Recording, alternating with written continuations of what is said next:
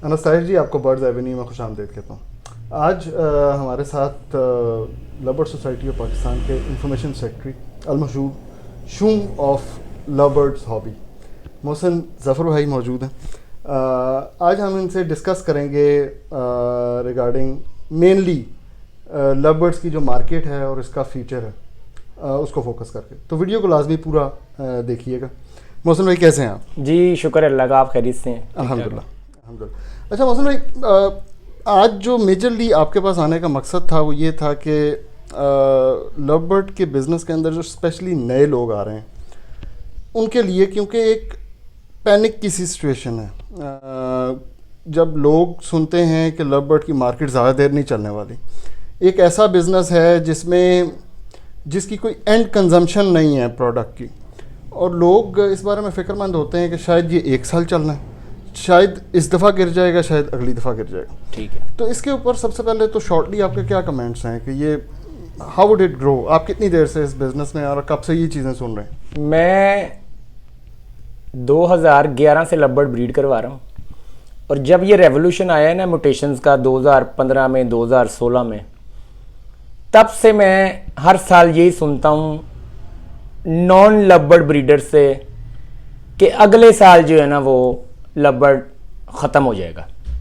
और 8 साल 6 साल हो गए मुझे ये सुनते हुए, और उनकी दुआ होती है कि या अल्लाह ये लव बर्ड जो है वो ख़त्म हो तो हमारे पास जो बर्ड है उसकी बारी आए।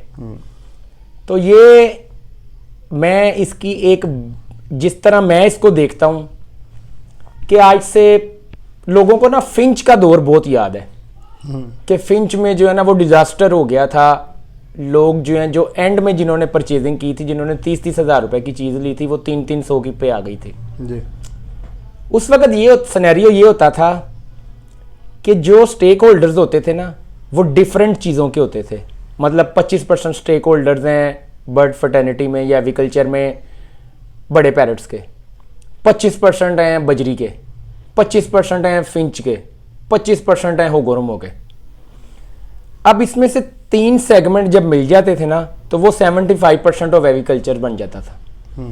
वो एक सेगमेंट को जो है ना वो डाउन कर देते थे। मतलब वो पैनिक फैलाएं, वो रूमर्स निकलें, वो डेलिब्रेट होती या नहीं होती थी, वो जैसे ही एक पैनिक फैलता था ना तो जो 25% वाला सेगमेंट रह जाता था ना वो तबाह हो जाता था।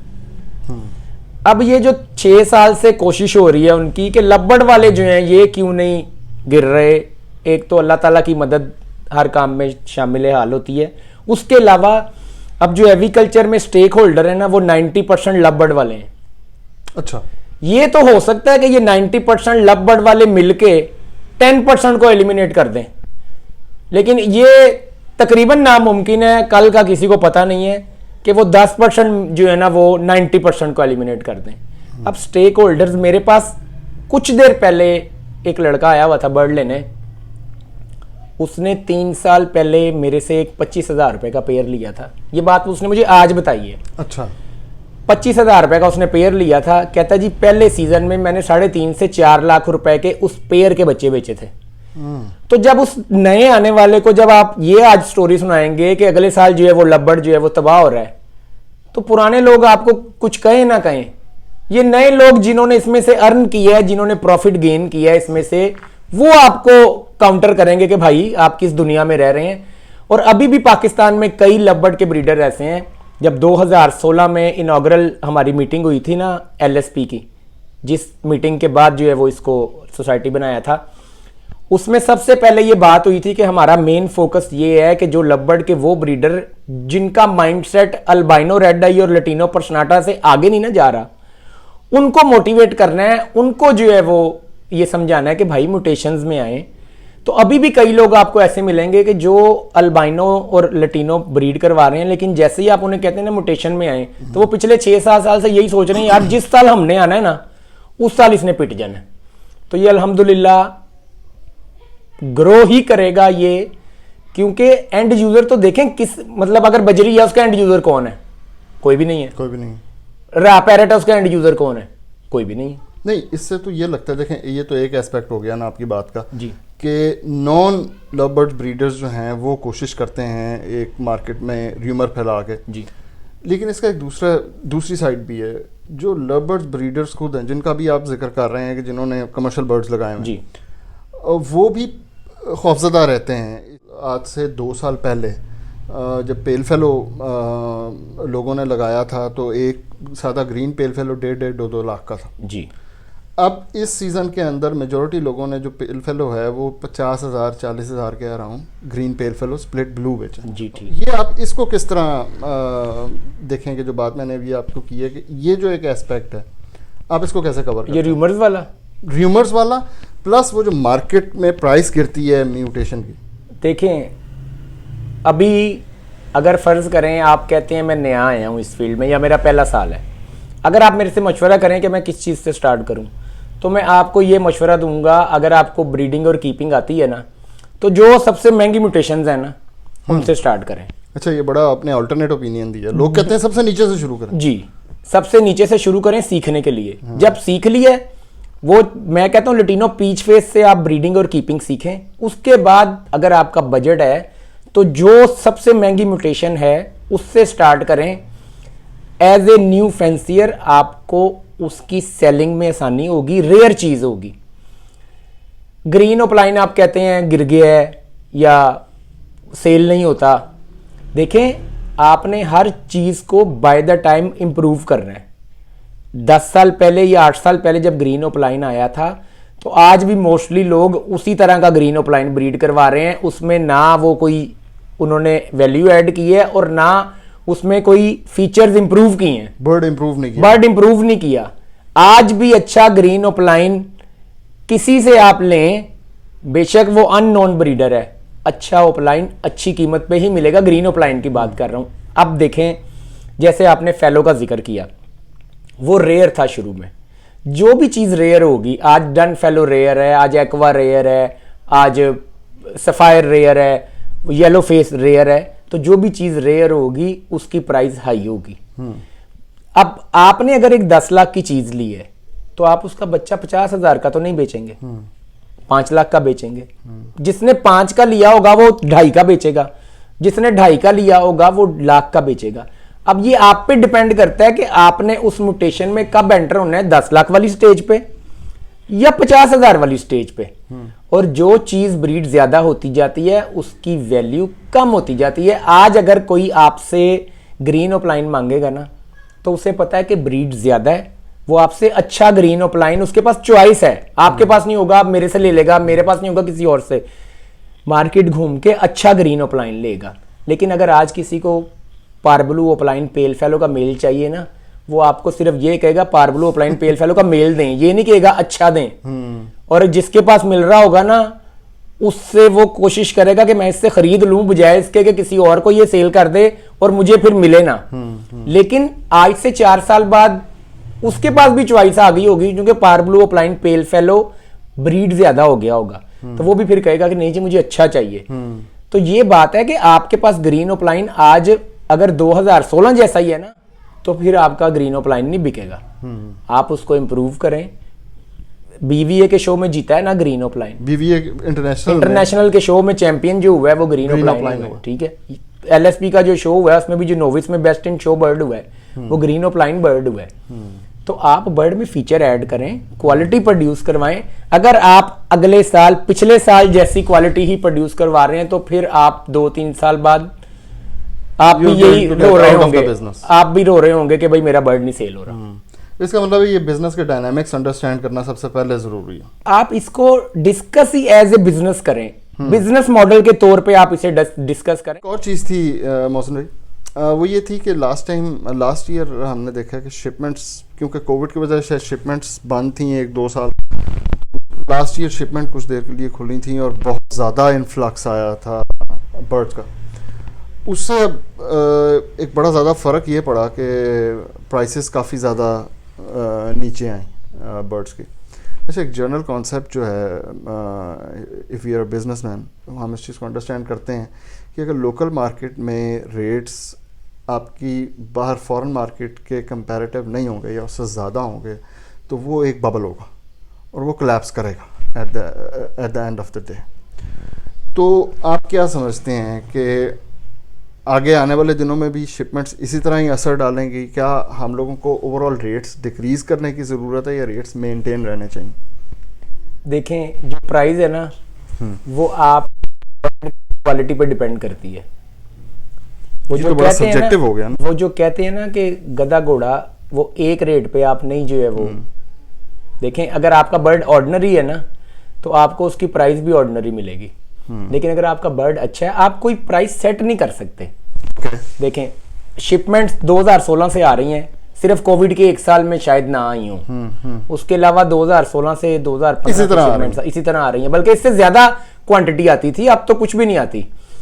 तो आप देखें, फिर भी ग्रीन ओपलाइन जैसे मैंने भी पहले भी मिसाल दी है, वो अभी भी अच्छा आपका अच्छी प्राइस पे जाएगा।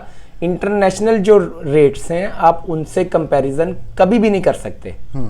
आपकी आप देखें, जो फलपाइन की प्राइस है आप वो यूरोप से बाय कर सकते हैं उस प्राइस पे? नहीं। डन फेलो का मोर देन 3 टाइम्स जो है वो प्राइस डिफरेंट है यूरोप का और फलपाइन का। तो आप उन्हें कहें कि भी यूरोप वालों को कह सकते हैं आपके भी आप जो इंटरनेशनल मार्केट सेट करें, आप फलपाइन के मुकाबले में लेके आए। आप यूरोप का बर्ड देखें और फलपाइन का बर्ड देखें, जमीन आसमान का फर्क है भाई। अगर मैं फर्ज करें मुझे 10 साल हो गए ब्रीड करवाते हुए और मुझे एक डन फेलो फलपाइन से लेट सपोज 5 लाख का मिल रहा है और यूरोप से 15 लाख का मिल रहा है, तो मैं प्रेफर कर रहा हूं मैं यूरोप वाला लूं। तो मुझे एक्सेस नहीं है फलपाइन में या मुझे वो वहां से नहीं मिल जाएगा, मैं 10 लाख क्यों ना बचाऊं, लेकिन मुझे पता है मैं वो 10 लाख तो बचा लूंगा, लेकिन उससे जब मैं चीज प्रोड्यूस करूंगा ना वो मेरी आगे फिर कूड़े के भाव पे जाएगी, उसकी मैं फिर अच्छी प्राइस डिमांड नहीं कर सकता। तो इसलिए ये प्राइस, इंटरनेशनल प्राइस आप जो है वो उसको एक प्राइस यहाँ प्राइस टैग सेट नहीं कर सकते भाई। 30 साल से तो आप अल्बाइनो रेड आई ब्रीड करवा रहे हैं, उसकी प्राइस आपने सेट कर ली है, डिमांड एंड सप्लाई वाला मामला है। 3 साल पहले जो है वो 3,500 4,000 का अल्बाइनो रेड आई हो गया था, पिछले 3 सालों में आप देखें वो 12,000 15,000 का जो है वो बच्चा बिक रहा है, और लोग जो है वो क्लच से पहले जो है वो बुकिंग की होती है। अच्छा मौसम भाई, अभी हम क्योंकि टोटली मार्केट को डिस्कस कर रहे हैं और आज एम भी यही है कि जो एक नेगेटिव एस्पेक्ट है मार्केट के अंदर या एक फियर है उसके रिलेटेड डिस्कशन की जाए। अच्छा, यहाँ पे जो एक इंटरनल लवबर्ड एक छोटी सी निश मार्केट है ये, और उसके अंदर भी हम लोग में ये चीज़ नज़र आती है कि हम लोग we are not on the one page. उससे ये चीज़ जो एक परसेप्शन है वो मल्टीप्लाई होता है रिगार्डिंग कि we are going to lose this hobby, या बिजनेस के अंदर जो प्रॉब्लम एक क्रिएट नज़र आती है। तो आप how do you see these things going on? Societies की टसल, पर्सनल जो ऑन द पर्सनल लेवल बड़े ब्रीडर्स की जो नॉन ब्रीडर्स हैं उनकी टसल, उससे जो एक नया आने वाला बंदा है वो कोई अच्छा परसेप्शन नहीं लेता। वो समझता है कि this will going to end in the same way, जिस तरह पहले ही एग्रीकल्चर के अंदर पहले जो दूसरे, जिस तरह आपने फिंचेस वगैरह का जिक्र किया, बजिस का किया, वो उसमें भी लोग इस चीज़ को एक वजह गर्दानते हैं कि they were not on the one page. आपको ये जो नए आने वाले का डर है ना और जो नेगेटिविटी है, इसके बारे में बताता हूँ कि कोई भी आप बिजनेस करते हैं उसमें प्रॉफिट भी होता है और उसमें लॉस भी होता है, और जितना रिस्क ज़्यादा होगा उतना प्रॉफिटेबिलिटी के चांस ज़्यादा हैं। ये तो असूल है बिजनेस का। तो जो इसमें ये होता है कि जब आप अपने इर्द गिर्द नेगेटिव थिंकिंग वाले लोगों में बैठते हैं ना तो आप वैसे हो जाते हैं। तो अगर आप पॉजिटिव वालों में बैठें तो आपको हौसला भी मिलेगा और आपको मोटिवेशन भी मिलेगी। आप आज अगर नेगेटिव लोगों में बैठना शुरू कर दें, आप भी थोड़ा सोचने लग जाएंगे भाई ये जो साइको पेशेंट्स होते हैं, अगर आज कोई ये सोचना शुरू कर देना कि क़यामत आने वाली है तो ये मैं सब कुछ जो कर रहा हूँ इसका क्या फ़ायदा, तबाह तो होना ही है दुनिया ने, तो फिर कोई बंदा कुछ करे ही ना, इंतज़ार करें कि क़यामत आ जाए। तो इसी तरह आप अपनी एफर्ट करें, नेक नीयती से एफर्ट करें, सही डायरेक्शन में एफर्ट करें। बेशक नए आने वाले हैं, कोई मसला नहीं है, खुले दिल से करें और डर के बगैर करें। लेकिन मैं जो एक बात नए आने वाले को कहता हूं कि सबसे पहले सीखें, ब्रीडिंग और कीपिंग सीखें, उसके बाद इन्वेस्टमेंट करें। जब आप सीखे बगैर किसी फिजिबिलिटी रिपोर्ट को देख के या किसी से इंस्पायर होके जब आप किसी बड़े ब्रीडर को देखते हैं ना, तो आप ये नहीं देखते कि उसने स्टार्ट कहां से लिया है, मैं भी वहां से स्टार्ट करूं। Exactly. आप सोचते हैं कि मैं आज शुरू कर रहा हूं ना, तो 6 महीने बाद मैं उसके पैरेलल खड़ा हूं। आप उतनी मेहनत नहीं करते जितनी उसने की हुई है। आप बस देखते हैं कि ये आज इस मुकाम पे है, तो मैं आज से शुरू कर रहा हूं, तो 6 महीने बाद मैं भी उस मुकाम पे हूं। उसको हो सकता है उस मुकाम पे पहुंचने में 10 साल लग गए हो, 20 साल लग गए हो, वो भी इसी तरह लॉस हुआ हो, गिरा हो, फिर उठाओ, फिर जो है वो उसका एक नाम बनाओ। तो इस तरह जो है वो आप जो है वो नाम मेहनत करें, स्टार्ट करें। मैंने जितने आपको बड़े breeders on the face of it नज़र आते हैं हॉबी के अंदर, आप देखते हैं यार ये तो करोड़ों रुपया बना रहे हैं, वो उनके पीछे मिनिमम टू मिनिमम देखा जाए तो 5-6 साल 4-5-6 साल लगे होते हैं उन लोगों को उस लेवल तक पहुंचते हुए। और पहले वो भी आपकी तरह ही होते हैं जब बिल्कुल ऐसे ही स्टार्ट वो भी वहीं से करते हैं। स्टार्ट उन्होंने भी उसी तरह किया जिस तरह आप कर रहे हैं। लेकिन आप ये मत समझें कोई शॉर्टकट है कि आप जो है विद इन फ्यू मंथ्स जो है वो आप भी जो है वो आपका नाम बन गया होगा। इसमें आपकी क्रेडिबिलिटी बनती है, आपका नॉलेज जो है वो आप गेन करते हैं, आप रिसर्च करते हैं, आप लोगों से मिलते हैं, आप उनके तजुर्बे से, उनकी गलतियों से सीखते हैं, और सबसे ज़्यादा आप सीखते हैं अपनी गलती से। अगर तो जो तजुर्बा आपको अपनी हाथ से गलती करके आता है ना, वो आपको बुक्स में 10 साल भी पढ़ाते रहे तो आप वो चीज़ सीखते नहीं जो आप अपने हाथ से गलती करके with in months, with in year जो है वो सीख लेते हैं। तो ये हर जगह होती है। अब ये आप पे डिपेंड करता है कि आपने नेगेटिव चीज को पकड़ के चलना है या पॉजिटिव चीज को पकड़ के चलना है। ये टसल जो है ये हमेशा रहेगी। मैं चाहता हूं कि मैं आपसे बेहतर बनूं, आप चाहते हैं आप उनसे बेहतर बने, ये इस तरह की टसल चल रही है। और ये अच्छी भी नहीं है, आप इसको पॉजिटिव जो है वो एस्पेक्ट में लेना। मतलब अगर मैंने फर्ज करें जैसे शोज की मिसाल है, अगर मैं शो में पार्टिसिपेट कर रहा हूं, इस साल अगर मैं नहीं जीत सका तो मेरी ये कोशिश होनी चाहिए कि अगले साल मैं जीतूं, और जो जीता है उसकी ये कोशिश होगी कि मैं अपने आप को मेंटेन रखूं। तो ये इसको हेल्दी कंपटीशन के तौर पे आप लें। अगर नेगेटिव साइड अगर आप इसकी लेंगे तो यकीनन आप फेडअप भी हो जाएंगे। बहुत लोग ऐसे आते हैं कि जो 6 माह बाद, साल बाद जो है वो एग्रीकल्चर ही छोड़ देते हैं। Talking about the shows, LSP ने अभी बड़ा सक्सेसफुल इवेंट, बड़ा ज़बरदस्त शो कंडक्ट किया, और जो बर्ड्स उसमें विन किए हैं, अभी हमने लास्ट ताहिर भाई से बातचीत की थी, उनके बर्ड्स देखे थे। तो how was that experience of this last show? और ये बताएं कि शोज़ में पार्टिसिपेट करना क्यों ज़रूरी है नए आने वालों के लिए स्पेशली? शो अल्हम्दुलिल्लाह ये एलएसबी का 5वां शो था, और पिछले 4 शो से बेहतरीन जो है वो अब तक के जो 5 शो में से जो ये वाला शो है, ये अल्हम्दुलिल्लाह जो है वो सबसे बेहतरीन, वेल ऑर्गेनाइज्ड और पार्टिसिपेशन वाइज जो है वो सबसे बड़ा शो था माशाल्लाह अल्हम्दुलिल्लाह। और इसकी असल में जो इसमें क्वालिटी आई है बर्ड्स की, उसको इंटरनेशनली भी रिकॉग्नाइज किया गया है। और जो जजेस आए हुए थे पुर्तगाल से, उन्होंने भी बड़ा अप्रिशिएट किया है कि इतनी अच्छी क्वालिटी। और कुछ बर्ड्स के बारे में उन्होंने ये भी कमेंट किया था कि ये इंटरनेशनल लेवल पे भी ये बर्ड compete कर सकते हैं। कि बिजनेस को प्रमोट करने के लिए क्यों शो ज़्यादा इम्पोर्टेंट है? अब ग्रीन ओपलाइन जैसे आप अभी स्टार्ट में आपने जिक्र किया कि जी वो उसको कोई पूछता नहीं है, वो उसकी कीमत जो है वो बिकता नहीं है। 15-15, 10-10 हज़ार के भी लोगों ने जी लगा के बेचे हैं। ठीक है। जो ग्रीन ओपलाइन एलएसपी के नोविस शो में 2nd पोजीशन पे आया था, 1,25,000 रुपए का सेल हुआ है। सीरियस? Green opaline. हाँ, ठीक है। ये है जब आप कोई गोल अचीव करते हैं शो में पार्टिसिपेट करके। शो में अगर पार्टिसिपेट किया 50 लोगों ने, उसमें से एक विन किया है, तो इट्स मीन के you are better than those 50 breeders and your bird is far better than those 50 breeders। और इंटरनेशनल जज ने जो है वो उसको रिकॉग्नाइज किया है, लेबल लगता है कि ये चैंपियन है। तो जब चैंपियन का लेबल होता है तो उसके साथ शोहरत के साथ साथ दौलत वाली देवी भी आती है करके। ये मैंने आपको 2nd बर्ड का बताया जो नोविस में 2nd आया था, और जो 1st है वो फार मोर जो है वो उसकी ऑफर हुई है इस कीमत से, और वो भी ग्रीन ओपलाइन ही है।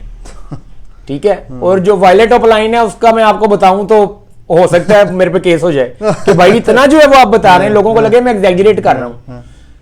एक तो होल्डिंग पार, दूसरा आपने अपने आप को भी मार्केट करना है, अपने साथ साथ डेवलप करना है। सिर्फ बर्ड ब्रीड करवाना इसमें काम नहीं है, आपने इस बिजनेस को आगे लेके जाना है, तो मार्केटिंग स्किल्स को भी बेहतर करना है। सिर्फ ये चुप करके ब्रीड करवा के छुप के नहीं करवाना, अपने आप को प्रेजेंट भी करना है। तो जो नए लोग हैं वो खास तौर पे इस चीज को जो है वो इस पे भी फोकस करें, उतना ही जितना बर्ड खरीदने और ब्रीडिंग करवाने पे करते हैं, कि अपने आप को उन्होंने मार्केट किस तरह करना है और प्रेजेंट किस तरह करना है। वेरी नाइस, बहुत इंपॉर्टेंट। आपने मोहसिन भाई की ये आखिरी मार्केटिंग वाली बात सुनी। आप मैन्युफैक्चरर हैं, आप होलसेलर हैं, आप रिटेलर हैं, आप सर्विसेज इंडस्ट्री में हैं। अगर आपके पास मार्केटिंग और सेलिंग डिपार्टमेंट स्ट्रांग नहीं है तो आपकी चीज़ ज़ाया, आप बिजनेस में फेल हैं। सो इस बात के साथ इख्तिताम करते हैं, नेक्स्ट वीडियो के साथ हाजिर होंगे। चैनल को सब्सक्राइब करें, वीडियो को लाइक और शेयर करें। Thank you so much.